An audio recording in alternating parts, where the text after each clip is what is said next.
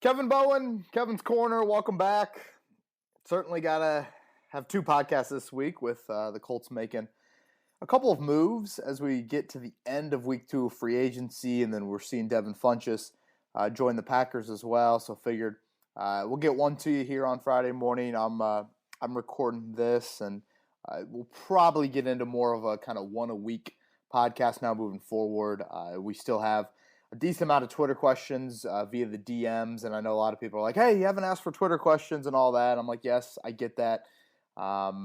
We still are getting a good amount, though, that people just send to me randomly, and I kind of keep a running log of those, and we will touch on those questions on today's podcast. But Xavier Rhodes, Sheldon Day, Devin Funchess, that will be the focus here of episode 202. Which is just astonishing to me, and shouts to Joey Molinaro for definitely being a huge, huge cause and us getting to that number and continuing now as we reach into the free agency period where the Colts have, as of, again, March 27th, I think it's just a hair over $20 million. I want to say $22 million with that Xavier Rhodes deal. I haven't seen the official numbers on Sheldon Day. I'm not expecting anything too immense there. So right around $20 million, and I still think there are a couple of definite areas to address, and I will get into that later in today's podcast. So far now, again, about 2 weeks through free agency, just a little bit of an overview before we break down the individual moves from the past few days. The moves the Colts have made: re-sign Anthony Costanzo, obviously the trade for DeForest Buckner, the 1 year $25 million for Phillip Rivers, the 1 year deal for LaRaven Clark, and then Sheldon Day earlier this week, and throw in Xavier Rhodes. You want to talk about a bummer for me with Xavier Rhodes? My X button doesn't work. I'm just pounding it right now on the laptop. Finally, after 7 pounds, it works. I mean, of all the buttons on the laptop, folks, the X button not working is probably not a big deal. Then they go and sign Xavier Rhodes. I mean, you're just killing me. So yeah, I don't know if I'm going to open up this laptop and try to figure that out. But any suggestions from people out there? I've got a MacBook Pro. Apple Store's closed. My father works there as a retirement job. But Xavier Rhodes rounds out that group. So 6 additions or re-signings, Costanzo and Clark being the 2 re-signings. Guys that are gone. Marcus Hunt released, your number 13 overall pick gone. Joe Haig with the Buccaneers. Pierre Desir with the Jets. Josh Andrews with the Jets. Eric Ebron with the Steelers. Brian Hoyer with the Patriots. Devin Funchess with the Packers. So again, as we sit here right now, about 10 days, 9 days officially into free agency, the guys that are on the open market of the Colts, they're Colts' own free agents, you have Chester Rogers, Jabal Sheard, Clayton Geathers, Dontrell Inman, Jonathan Williams, Chester Rogers, Adam Vinatieri. Couple of restricted free agents they didn't bring back: Brian Body Calhoun and Marcus Johnson, which I guess is a little surprised by Marcus Johnson. So of your own, Geathers, Inman, Rogers, Sheard, Vinatieri, Williams, it's a list that I don't scream for any of those guys to come back. Sheard's kind of always been a guy, but I actually like what they've done on the defensive line so far. We'll get into filling kind of a defensive end role here in just a second. But it is interesting, like all of those guys played some role for this team this past season. So you couple that with some of the names that you've lost. And the Colts are filling, or going to have to fill some of those roles here in 2020. But again, we'll touch on that in future podcasts. Let's start with the Xavier Rhodes move. We saw that Thursday evening. You guys that listen to Tuesday's podcast know full well that I wanted a veteran free agent, a longer outside corner. I think we even mentioned Rhodes' name, and he obviously fits a lot of that makeup. Now, there are a lot of questions, and a lot of fair questions to have about this move, and we'll touch on that. I think in general, again, this is Chris Ballard doing something a little bit different. Is it as drastic as the Phillip Rivers, DeForest Buckner things? No, not at all in the magnitude of, what you did at quarterback and then giving up such a high draft pick for a guy like Buckner. But you say goodbye to Pierre Desir, you say hello to Xavier Rhodes, and to a lot of people, that's a head-scratching move, and it's different. It's the high-character guy walking out the building. It's the much more inconsistent player, especially as of late, that is coming into your building. I think a lot of people know of Xavier Rhodes that are Colts fans just because the sheer just awfulness that the 2013 draft was, and that Xavier Rhodes was the pick after Bjorn Werner. 25 overall was Xavier Rhodes. 27 overall was DeAndre Hopkins. 31 overall was Travis Frederick. I know he just retired, but Bjorn Werner retired a lot earlier than Travis Frederick. Zach Ertz early in the second round. Yeah, there are some names there that I guess you wouldn't have been drafting Ertz considering the tight ends you had, but Rhodes, I think was a guy we saw mock draft really to the Colts a lot, and the Vontae Davis trade. You didn't have a second round pick that year because of the Vontae Davis trade, but he was an all-pro corner just a few years ago in Minnesota, and I think that's what you're trying to do. You are intrigued by that. You have members of your coaching staff that were in Minnesota with Xavier Rhodes during that time, and now you're trying to get that potential out of him. And you guys know full well one of my big kind of core beliefs in free agency is if you can go kick the tires on former first-round picks on short-term deals, I'm probably going to be a fan of it. And I'm a fan of signing Rhodes. Now, what I wouldn't have done is I don't think I would have parted ways with Pierre Desir. We go back to that Desir move that I touched on Tuesday. Are you really in this dire cap situation? Yes, you owed, Desir, $3 million, I think it was, on Sunday as the fifth day of the new league year. But again, where is that money going? Unless there's some gargantuan-ish move that comes here late in free agency, or at least I say late in free agency from the fact of the high dollar guys, it is late in free agency for those guys to get that money. I don't necessarily know if you needed, again, in a desperate manner to be like, hey, $6 million is too much money for Pierre Desir to be making in our cap situation. We have to let him go.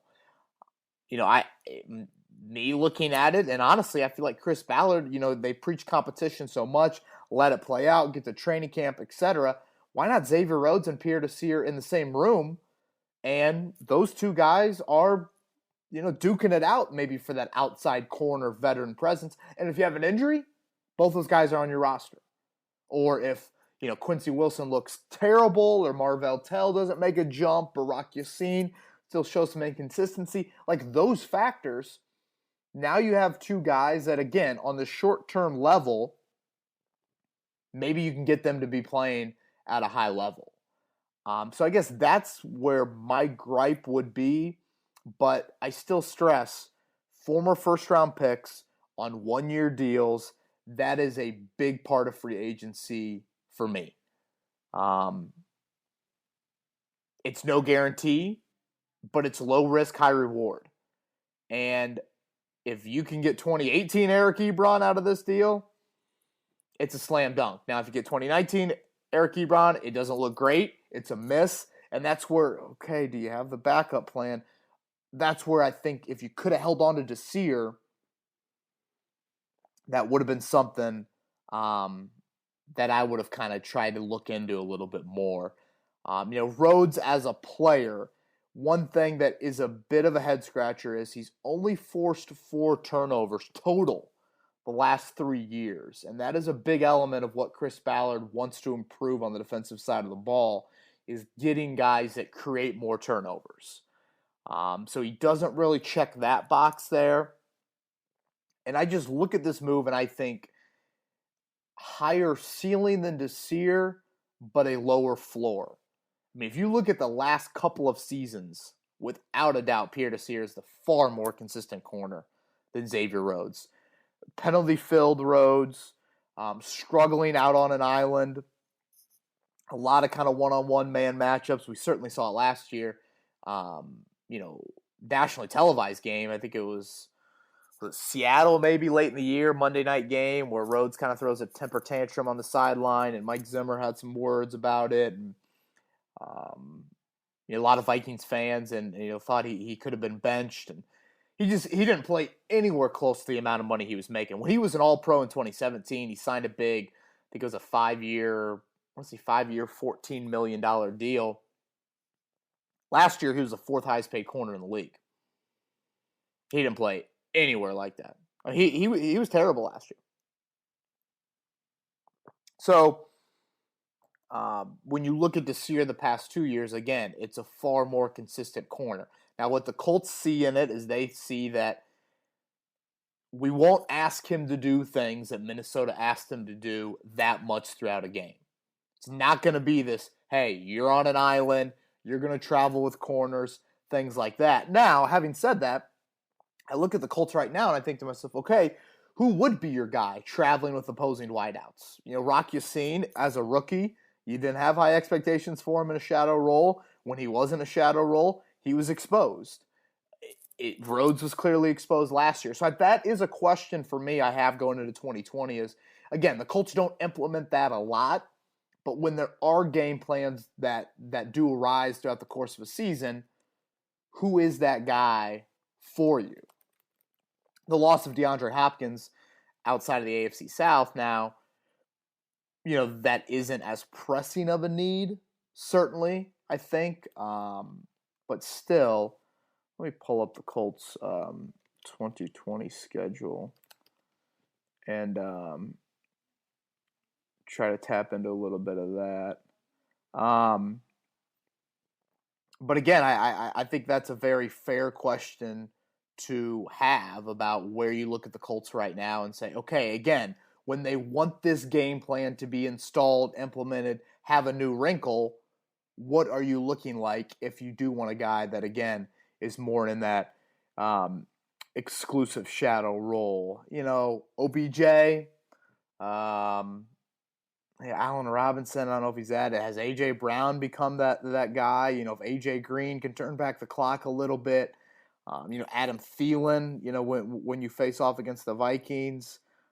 So you don't play a ton of J.J. Smith-Schuster. So you don't play a ton of bona fide, number one wideouts, and especially with that Hopkins move. But again, I just think it's a wrinkle for your defense that you like to have. Now, one difference between Rhodes and Ebron, when you just look at these two moves of former first-round picks you've added, Ebron only 26, I think at the time, maybe 25. Xavier Rhodes will turn 30 here in a couple of months. So I think that is a big difference for him. He is a strong tackler out of zone, which, again, is a huge element. I mean, he checks some of the Colts boxes. Good tackler, and the fact that he's long, 6'1", 213, that's very appealing to what the Colts want as that outside corner. Again, that's the big thing that I wanted to harp on there, as that's what you needed to fill. If you're going to go play tomorrow, it's probably Rock Ya-Sin and Kenny Moore outside of the base. Like, I still think Kenny Moore is a good cornerback as the outside guy in a base defense. And I just want him on the field. He's this guy I trust. He's a guy that I don't want to take off the field. I think his instincts are too good. I know nickel is his better position, but again, I'm not looking to do too much of that. But I fully expect Rhodes to compete for, that outside job, and maybe he comes on the field in the nickel, which would be a change of pace for him. But, last year, I think what you saw early in the year is Rock Ya-Sin was your nickel. He would come on the field, and then Kenny Moore would move from outside into inside and play the slot. Is that what you do with Rhodes? Does Rhodes flat out beat out Rock Ya-Sin, and he becomes that starter in the base defense when you only have two corners on the field? Marvell Tell, I think, would be next up in that mix as well. And before the Rhodes signing, all you had was those four corners, all under the age of 24, that had played snaps for you. Kenny Moore, Rocky Sin, Marvell Tell, and then Quincy Wilson. So, the early contract numbers I've seen around $5 million for Rocky Sin, and for Xavier Rhodes. I want to say Desir was owed $6.5 million. So you're paying $1.5 million less for a guy, again, that you feel like higher ceiling. If we're being honest, I think certainly a lower floor. I'm good with kicking the tires.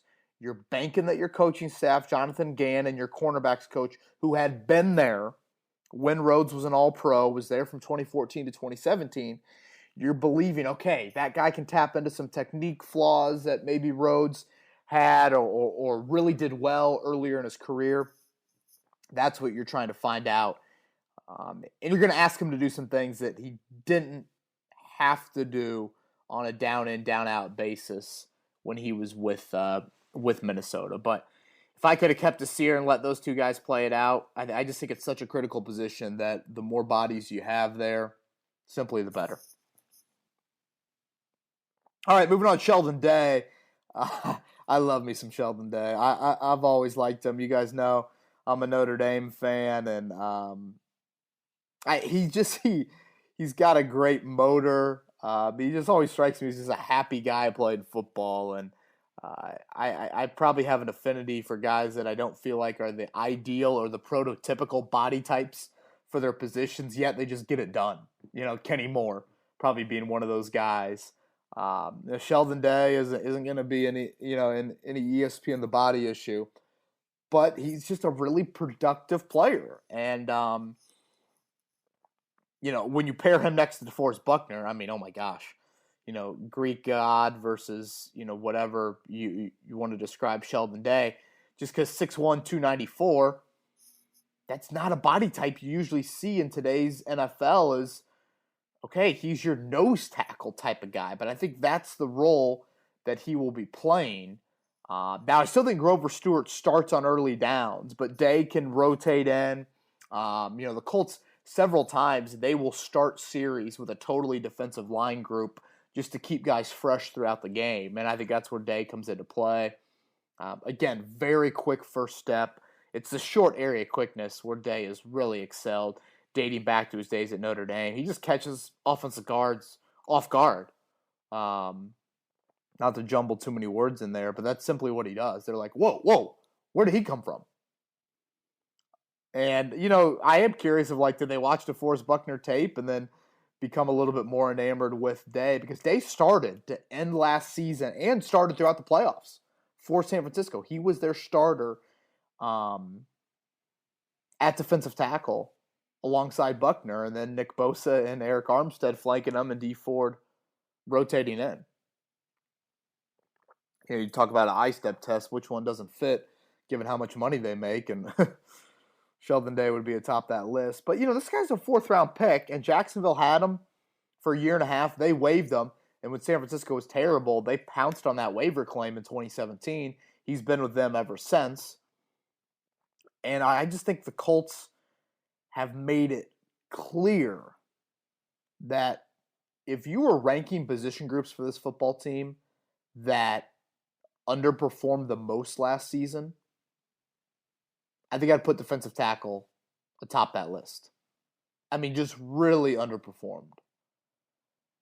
Marcus Hunt gets benched, a month into the season. Grover Stewart becomes a starter. The Colts made, I always find this interesting note, and I think I've briefly mentioned it, but some of you may have missed it. The Colts made 3 roster moves outside of their practice squad. So again, roster moves to their 53-man roster. They signed 3 guys to their 53-man roster from outside of their building in the first 2 months, maybe 2.5 months of the season. All 3 of those guys played defensive tackle. That's unusual. That's rare. And it goes to show you how disappointed they were in that position group. Well, now what have they done this year? Hunt leaves. Boom, Buckner comes in. Now you have Sheldon Day. And you look at the depth there, and your top 5 defensive tackles that you have right now. Buckner, Grover Stewart, Sheldon Day, Danico Autry, Tyquan Lewis. Now, a lot of people have the question, what happens with Lewis? What happens to Autry? Those guys. You could honestly cut Autry and save some money, but I don't think you want to go there. I know he only had a few sacks last season. Definitely not the same year that he had in 2018, but still, I look at Autry and Sheard, and Autry and Lewis, and I think to myself, can they give you some snaps at defensive end where Jabal Sheard is now gone? Both of those guys have played end before for you. In an ideal world, they'd probably play defensive tackle, but some rundown snaps at defensive end, I think makes a lot of sense, because that was my big thing with Sheard is like, man, that rundown presence on early downs, that's enticing to me. Well, now could Autry do that? Could Lewis do that a little bit? And then Kamoko Turi comes on the field and is that guy on third down for you opposite Justin Houston. So I love the depth on the defensive line. I think it's quickly ascended to being a strength of this football team, and it's such a Chris Ballard mantra. So we shouldn't be shocked by it at all. And this is a wake-up call for a guy like Tyquan Lewis. This is a wake-up call. Last year when they didn't draft a defensive lineman until, Gary Green in the 6th round, because Banagoo was a linebacker in college, that was telling Kamoko Turi and Tyquan Lewis, we believe in you. Well, now this move is saying, hey, Danico Autry, Tyquan Lewis, we didn't like what we saw in 2019. You got to stay healthy, specifically Lewis, and you got to produce. So I still think there's roles for them, just not that natural 3 technique role necessarily. They can play some snaps there, but again, can you get them a little bit of action at defensive end? All right, moving on to Devin Funchess with the Packers. Again, not official numbers there yet on him, but man, whew, you talk about Aaron Rodgers. Yeah, that should be a good situation for Devin Funchess, considering Green Bay really didn't have a whole lot of support. Devontae Adams, I guess that would be the other corner that or the other number 1 wideout that the Colts could look into shadowing next season. But, as we sit here right now, about, 10 or 11 days into legal tampering and into free agency, I mean, I am surprised the Colts have not made a move at wideout. I am. And you're starting to see more of those guys come off the board. This is a busy week for that. Aguilar and Perriman and Funchess. I know I'm forgetting a name or two, but Emmanuel Sanders, I think, was this week as well. You're starting to see more of those guys come off the board, and now you look at the group, and it's like Demarcus Robinson, Paul Richardson, Geronimo Allison, Rashard Higgins. I mean, it's not, and again, those are more of the younger 25, 26 age group, but there's just not a lot in an already free agent class that was pretty dire to begin with.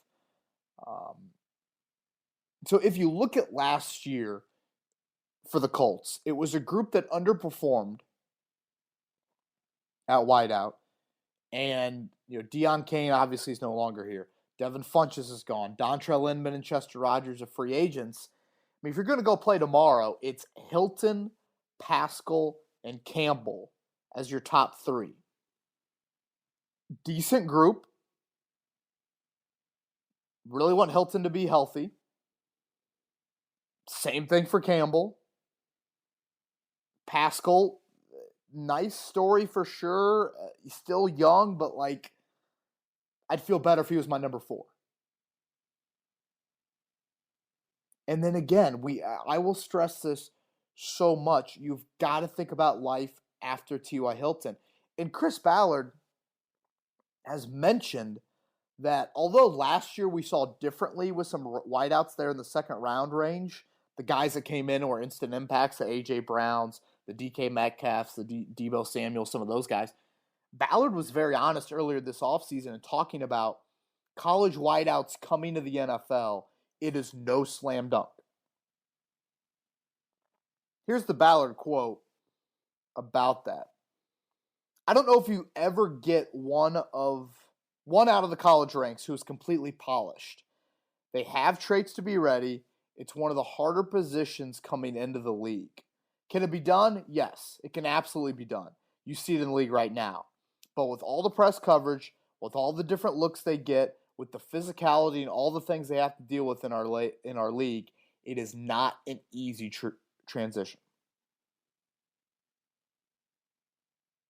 I think Ballard's pretty honest about it.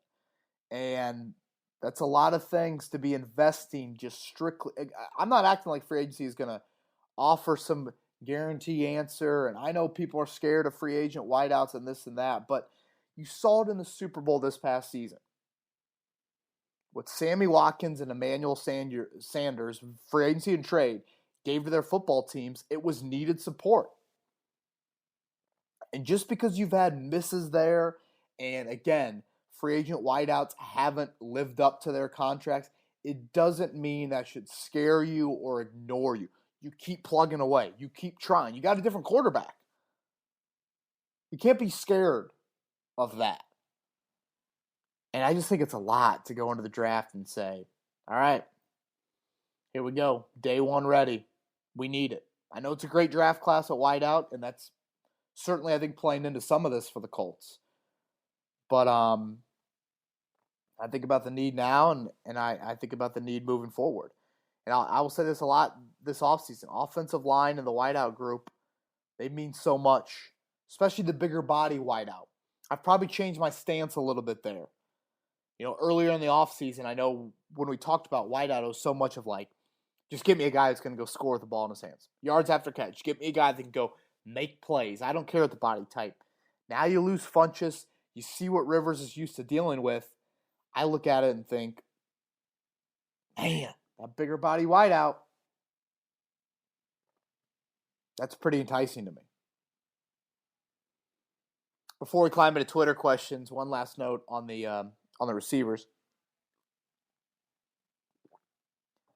Currently, the Colts have 10 wideouts on their roster. 10. I'll read them off.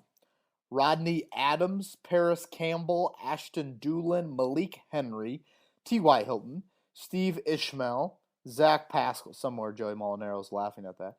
Zach Pascal, Artavis Scott, Chad Williams, Reese Fountain. 5 of those 10 have never caught a pass in the NFL. Doolin and Williams certainly spent portions of 2019 on your practice squad.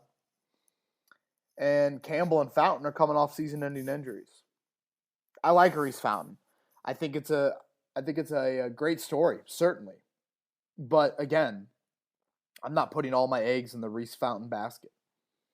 It's risky. That's risky. You've been bitten by risk in prior years at wideout. I don't want to have the same amount of risk. Again, Fountain, great story. Really flashed last year in training camp, but he didn't have anywhere near the same production as a Deion Kane in college, nor playing at that level. You know, he was an FCS kid. So a guy like Fountain, certainly the draft, that's where you're going to have to tap into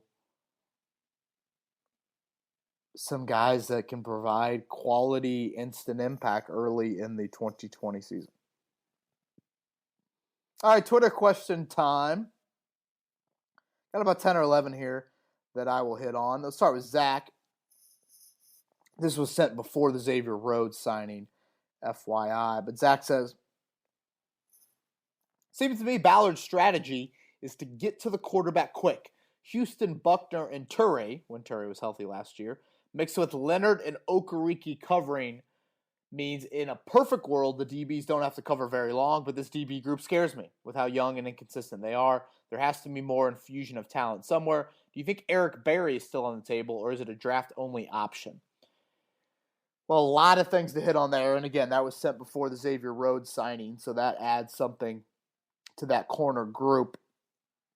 You know, the thing with Berry, I was always like, okay, does he want to come here and probably be a backup? You know, Malik Hooker and Kari Willis, I think, are your starting safeties. And I think you feel pretty good about that to some degree. And then George Odom, who I thought really came on last year, and I think is a nice sub-package safety for you. Now, who's your fourth safety? Clayton Geathers a free agent. Has that time come and gone? So, yeah, I look at DB, and I still think one draft pick needs to come there. Can you find a Marvell Tell-ish guy in the 5th round? Versatile, can play both spots, something like that.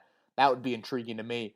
But to get back to your point about, getting to the quarterback quick, boy, in this defense, it's got to happen. And I know I've harped on that. You've got to win with your front 4 and your front 5 because you want to drop 7, you want to drop 6. Those are things that you want to do. And I just feel like with this front, it goes off of Ballard's comments about, you all obsess over wideouts, I obsess over the trenches. And it's a big core belief to him. Now, I still want some talent at corner. I still want the ability to, man coverage, that guy can potentially shadow another guy. So, that's what I would like to see the Colts tap into a little bit more. But I do think from a defensive line standpoint, you think about quicker rhythm quarterbacks in the league, if you can disrupt that timing, that's a huge element. All right, Peyton chimes in here. Will Rhodes really cost less than just re-signing Desir? Yes, it sounds like around $1 million, $1.5 million less than what Pierre Desir was due, $6.5 million in 2020. Even if this saves some cap space, do you think it's worth losing Desir, who seems to have a much higher ceiling than Rhodes? That's where I would disagree. I think Rhodes has the higher ceiling. Again, 2017, he's an all-pro corner. And folks, don't tell me Xavier Rhodes was a Pro Bowl corner last year. Do not go there. Just it's laughable. It's what is laughable about the alternate at corner, the alternate route for people to get into the Pro Bowl. It's laughable. He made it all just strictly by name. Any sort of metric film you watch, Xavier Rhodes was not anywhere near a Pro Bowl corner last season. And he struggled the past 2 years. So as I was saying earlier, I think the Colts believe with familiarity from a position coach standpoint, not asking Rhodes to do the things that Minnesota asked him to do, or as much of, they can get him back to being a better corner than he's been the last 2 years. And again, they feel like there's higher potential, higher ceiling than what Desir gave. Now, I would like to see both of them there, And Pierre Desir is a guy that, I thought he battled a few injuries last year. And can you get him fully healthy? And, Xavier Rhodes appeared to be nicked up at times last year. It's just, there is a lower floor with this signing. And it's a lot of pressure on this coaching staff. Certainly pressure on a guy like Jonathan Gannon, the cornerbacks coach, and just this staff in general to try and get more out of Xavier Rhodes, a guy that's going to turn 30 here in a couple of months. We had a lot of questions on Xavier Rhodes, so I'm sorry if I missed a few of the other ones, but just wanted to kind of go over all those. All right, we got one here from Zach. Do you think Ballard's approach on wide receiver in this free agency class had more to do with not a lot of quality or just lack of interest in players wanting to come here? Seems like we need to find somebody, right? I was always pro sign one and draft one, but maybe they think with upgraded quarterback they are in a little better shape. Yeah, it's a good question. And I go back to the college comment that Ballard made. It's no slam dunk that these guys come in and play. There were some second round hits last year. There were some second rounds failing last year as well. So I think a lot of that plays into things of, okay, yes, there is the deeper college class, and we're definitely going to tap into that. But I also look at, what you have from a free agency class this year, and I don't think they were in love with some of the price tags that these guys got. Maybe there were some guys that were kind of like, do I want to go there? But, you look at, Perriman goes to the Jets, or Robbie Anderson goes to, where do you go, Carolina. It's not like their slam dunk quarterback situation was any different, really. And before Jacoby versus what you have with Rivers, I think is much, much different. To me, if I'm a bigger body wideout, the Rivers thing on a 1-year short-term contract, that's enticing. You saw the opportunities that he gives guys like Mike Williams and Keenan Allen and those guys. Again, I think that is something that would be pretty attractive. So I think ultimately it is a little bit of a mix on that, but I think it's more so to do with the Colts just not loving a lot of those free agent wideouts. And I mean, who knows? Maybe they go wideout with 2 of their first 3 picks in the draft, something like that. But I think significant draft capital has to come there. All right, Patrick asking, Mel Kiper's latest mock draft, he had Jordan Love falling all the way to New England at 23. Assume Love starts falling. How likely is it, with how the offseason played out, that Ballard trades up and takes him? Maybe using both number 2s to do it. Boy, I wouldn't love to give up both number 2s. Let me look up here if that would be a trade. So if you go to New England at 23, you give up 34 and 44. No, that's too much value. Yeah, that's too much value. You give up 34 and 75. That actually is a little bit more value that matches up there. So, yeah, I wouldn't love that, giving up both 2s. But again, trading up for Jordan Love at 23 or something like that, I think 20 is kind of the sweet spot. If one of those quarterbacks starts falling, that's, I think, the highest that I would move up. Now, I still believe that the Colts look at the 2021 quarterback class and they could be intrigued there. Now, what that does is that delays some of the growth period that you have and, again, pushes back the quarterback need potentially for years, kicking the can down the street. So, I'm not sure if I love that idea, but again, if one of those quarterbacks falls and you go, trade up for 20, to 20, and then you have your 44 second round pick and you take a wideout there, I think some people would really like that sort of offseason for the Colts. All right, Jake asks, seemingly a number of former Colts signing deals elsewhere. Will the Colts benefit from their departure and compensatory picks in 2021? They will not. They will not. You got to look at the. Value of Phillip Rivers and how much money he is making there. What is that? $25 million. I mean, that's huge. That's huge.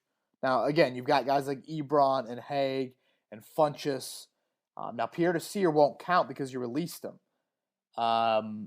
Who's the other one that you released? Hoyer won't count because you released him. So, Rivers counts against you, and that's a huge value. That's like a third-round pick value. So Ebron cancels out. Haig probably cancels out. Funchess, I'd assume. Josh Andrews, I'd assume. So, yeah, I would be surprised if the Colts got anything of significance from a compensatory pick standpoint. Alaska Colts fan, do you like the Rhodes signing as an insurance policy should they not draft a cornerback? Yeah, I guess that's one way to look at it. I mean, I was more of a veteran than a drafted corner. But if Rhodes is falling off a cliff, this signing doesn't help your depth at all, really. So I think, again, drafting of some defensive back is how you should use one of those 7 picks. It's been a while since we had a Josh Rosen question, so I will throw this in there. Brian goes, I know he's kind of an unproven commodity, but do you think the Colts have any interest in Josh Rosen? I do not, Brian. It's a fair question. I know I've probably answered it in a little bit more of harsh terms, but I do that because I do it for a reason. I do it for a reason. I don't do it just to laugh off Josh Rosen in terms of the question itself. It's not like you're asking me about Scott Tolzien. You're asking me about a former top 15 pick. But no, the Colts do not have interest in Josh Rosen. And honestly, I don't really think that they should. I guess I was never a big Rosen guy. I tend to kind of side with looking at the draft for that next long-term answer at quarterback. Isaac, would you rather ride with Jacoby Brissett or Phillip Rivers in 2020, regardless of current contracts? This is an interesting question. You throw in the caveat of regardless of current contracts. I think that's where people would almost want again, in a vacuum, Rivers an upgrade over Brissett this season. But I think most agree on that. I certainly believe that. But again, a lot of people will only want to look towards long-term view at quarterback. And when you look at it like that, I mean, hell, who gives a, what's about Phillip Rivers for 1 year? Is there a higher ceiling with Jacoby Brissett? I don't think there is. I think we've kind of seen that. But again, some people would be more curious of 27-year-old versus 38-year-old. I think you know what you have in Brissett, so I would rather ride with Rivers for this season. But again, some people might say, oh, no, I want to think longer term there. And I think that's where the Irsay thing comes into play of like, can you improve in the short term while also looking at the long term? And now that's where a drafted quarterback, in my mind, has to come into play, has to come in early.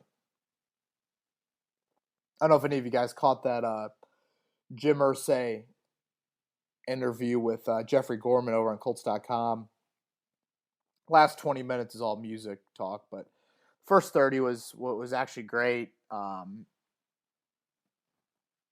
Some great stuff looking in there. And I feel like the Irsay comment that really stood out to me is that they could have been 12-4 last year.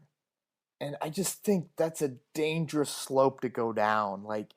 And I don't think the Colts' moves act like they're that close. Now, receiver to me is a huge need and something that they need to tap into. But there's a fine line between acting like you're knocking on the door and not making any moves and realizing that, did you have a lot of close losses last year? Yeah. Did you have a lot of close wins? Yes. I mean, your first 5 wins were all one-possession games. So that to me is just a dangerous slope of when you play that game and you start to think that you're a lot closer than you actually are. I don't love that. And it's weird to me coming from Irsay, because the year before I thought he was brutally honest when saying you've got to learn from the Kansas City playoff loss. That's the bar. That's the standard. That's where you got to get to. And now, to me, that's too much it's too much kind of season ticket, hype it up, trying to get the Colleen Bowens of the world involved that might think that they're a lot closer than they really are, sort of thing. You had a lot of one-possession games. And Ballard talked about, were you playing with fire during that stretch? I certainly thought the Colts were. I thought they'd come back to reality, and they did. They became a 7-9 football team. And I think in the end, it probably evened out. A lot of one-possession losses, a lot of one-possession wins. And I think you just got to be honest with yourself. And again, I think Ballard's moves, particularly on the defensive side, he's invested some big-time resources there, knowing that this is a football team that just has to get better. All right, Colts Fisher, what would you give up for Mike Williams? Wow. Either in August or mid-season if the Chargers are sellers. I'd give up a lot for Mike Williams. A lot. Yeah. Stephon Diggs getting a first-round pick. and I think a little bit more. Oh boy, I'd give up something close to that. I know he hasn't had the same sort of production, hasn't been in the league as long as Diggs. Maybe he has been. I don't know. Diggs is still fairly young, but that body type, former top 10 pick, yeah, I'm probably giving up a first rounder for him.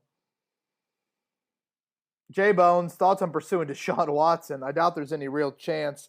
Just want to see your thoughts. Yeah, yes, obviously, I would without a doubt pursue Deshaun Watson. Is he on the open market? I mean, I know Bill O'Brien's crazy, but yeah, I would pursue Deshaun Watson. Lastly, here, Matt asks, in a vacuum without taking cap implications into consideration, would you rather have Brissett or Jameis Winston as the Colts' backup quarterback? That's interesting to me.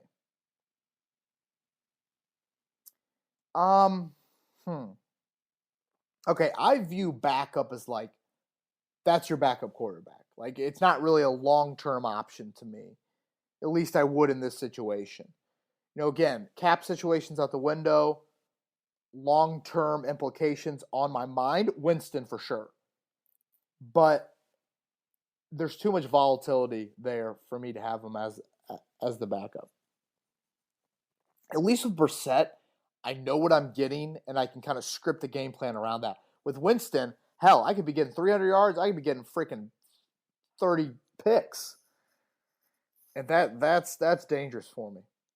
Am I getting the good Jameis Winston for 2 games or the bad? That's, oof. I'd probably rather have Jacoby Brissett. And again, I'm talking 1 game stopgap backup. If I'm going longer term, it's Winston. But too much volatility. I want to know what I have in my backup. That's kind of how I look at it. All right, that wraps up Twitter questions. Again, probably I'm not expecting too much from the Colts, but one pod next week. We'll get into more Twitter questions then, and any other news that breaks regarding the Colts and free agency. I just felt like we needed to come with 2 this week, considering that the Colts were more active as the week went along. Like I harped on earlier this week, 1075thefan.com. Tons of written coverage. Gives you a break from all the chaos that we're currently dealing with, and I've had a few more people reach out to me, just thanking me for the content and the podcast. I'm glad you guys are appreciating it and getting a little bit of a break. And as I said on Tuesday, it gives me a break. I'm obviously doing what I love. I'm fortunate right now to still have my job and to be producing this type of content for you. So I'm enjoying it as well, and I'm glad that you guys are seeing that. Lastly, before we move on, a couple of needs for the Colts. I think wideout, like I said, and let's not forget about offensive line depth. I really hit on that hard on the Tuesday podcast. You got a little over $20 million is kind of my guess right now in free agency. That depth needs to be explored. So I think that is certainly still a need for this football team. Everybody stay safe out there. Have a great weekend. Hope you get to have a little break from the chaos that we're living in right now.